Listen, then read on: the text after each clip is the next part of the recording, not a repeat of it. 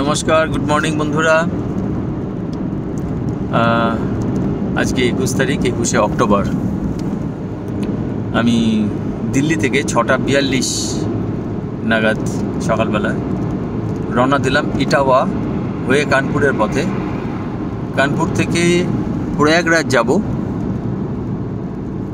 প্রয়াগরাজ থেকে আর 100 কত কিলোমিটার বা 200 কিলোমিটার মতো, এখন তো সব গুলিয়ে যাচ্ছে, যাহাই 100 তাহাই 200 বলে মনে হচ্ছে।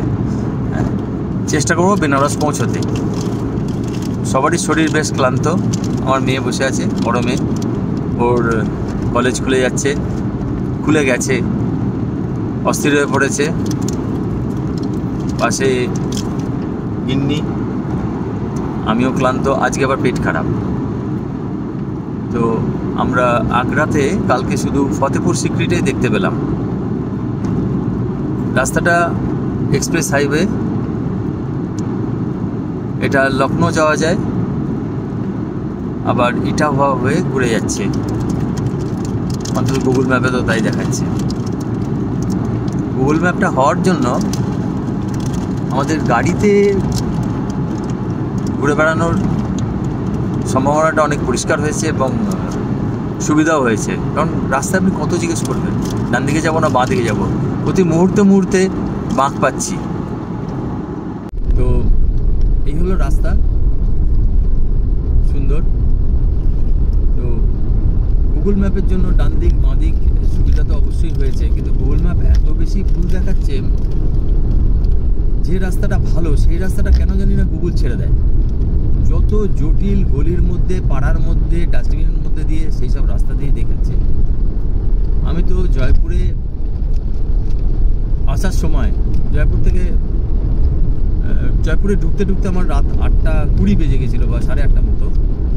সে একটা শান্তি পাড়া দিয়ে ঘুরিয়ে দেখলাম আমি আবার সেই একই জায়গায় চলে এলাম, অথচ হোটেলটা খুঁজে পেলাম না। তো আলটিমেটলি হোটেলে ফোন করে আমাকে তাদের লিঙ্ক নিতে হলো। এটা খুব অদ্ভুত, মানে গুগলের উপর পুরোপুরি ভরসা করাটা মানে চরম বোকামি। আমি কিন্তু একটু সন্দেহ হলেই নাড়িয়ে যাচ্ছি। তবে এই এলাকাতে ম্যাপল ম্যাপ প্রচণ্ড ভালো কাজ দেয়। একদম ডান দিক বাঁ দিক কোথায় যেতে হবে, এই হচ্ছে কাটা রাস্তা। শুনতে পাচ্ছেন? এক মারাত্মক হাম, রং দিয়ে করা না কি দিয়ে করা কে জানে। এর চক্করে আমার লাইট খুলে পড়ে গেছে, পার্কিং লাইট। একে তো পুরোনো গাড়ি, জানি না কটা স্ক্রু খুলে গেছে, কিন্তু লাইটটা যে খুলে গেছে সেটা আমি জানি। এবং শুধু খুলে যায়নি, তার হ্যালোজেনটা এত গরম হয়েছে, যেখানে খুলে একটা প্লাস্টিকের মধ্যে পড়েছিল সেই প্লাস্টিকটা করে গেছে। আমি একটা দোকানে নিয়ে গিয়ে আবার লাইটটা খুলে নিলাম। এখানে গাড়ি খুব দ্রুত গতিতে চলছে। আমি ঠিক স্পিড লিমিটটা এখনও দেখতে পাইনি, তবে মনে হয় না 120 বেশি দেবে। যাব পেটটা খারাপ হওয়াতে বাথরুম গিয়ে বেরিয়ে পড়লাম। একটা ওটু খেয়ে নিয়েছি,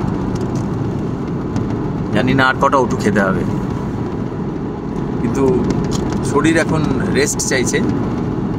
রাজস্থানটা দেখে মনে হলো দেখলাম না, জানেন তো, এইভাবে চোখটা বুলিয়ে এলাম।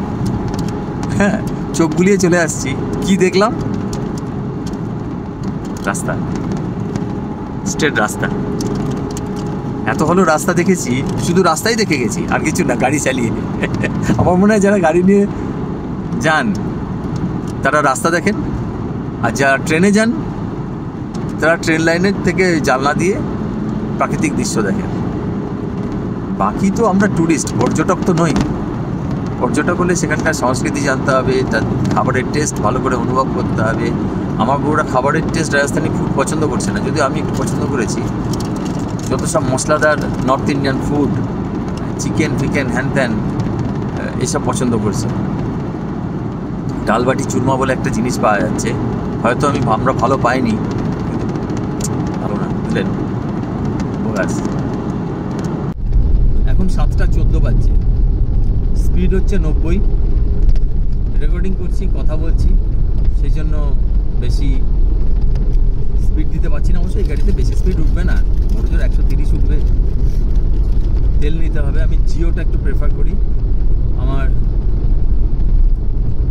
মাইলেজ হচ্ছে 4310 এখনো পর্যন্ত। প্রচুর তেল খাচ্ছে, স্পিডে চালাচ্ছি তো। সঙ্গে এসি আছে, এসির চক্করে নাক বন্ধ হয়ে যাচ্ছে। এত এসিতে থাকার অভ্যাস নেই আমার, রোগা পাতলা মানুষ।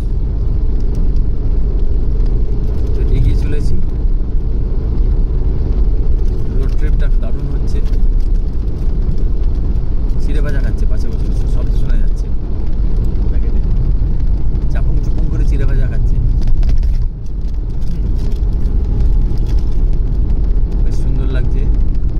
টোল গেট আসছে 1 কিলোমিটার পরে। Speed limit, speed thrills but kills. আরে বাপরে, কি দারুণ লেখা দিয়েছে দেখুন, স্পিড থ্রিলস বাট কিলস। একটু আগে একটা অ্যাক্সিডেন্ট দেখলাম।